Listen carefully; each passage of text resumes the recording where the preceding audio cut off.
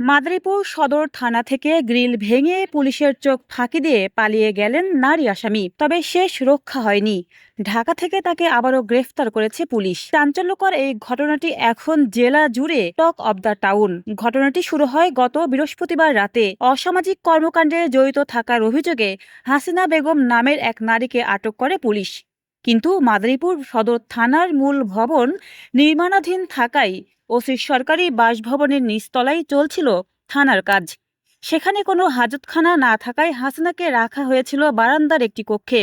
আর ঠিক রাত 1:30টার দিকে সুযোগ বুঝে কক্ষের গ্রিল ভেঙে চম্পট দেন ওই নারী। থানা থেকে আসামি পালিয়ে যাওয়ার এই সময় পুলিশ প্রশাসনের তোলপাড় শুরু হয়। দায়িত্ব অবহেলার দায়ে ডিউটি অফিসার সহ 2 পুলিশ সদস্যকে তাৎক্ষণিকভাবে প্রত্যাহার করে পুলিশ লাইন্সে দেওয়া হয়। গঠন করা হয় 3 সদস্যের উচ্চ পর্যায়ের এক তদন্ত কমিটি। তবে পালারও 24 ঘন্টা পার হতে পারেনি। পুলিশ সুপার মোহাম্মদ হাবিবুর রহমানের নির্দেশে সাঁড়াশি অভিযান চালিয়ে শুক্রবার রাতে ঢাকার কেরানীগঞ্জের একটি বাসা থেকে পলাতক হাসিনাকে আবারও গ্রেফতার করে পুলিশ। আর শনিবার বিকেলেই তাকে আদালতের মাধ্যমে পাঠিয়ে দেওয়া হয় জেল হাজতে।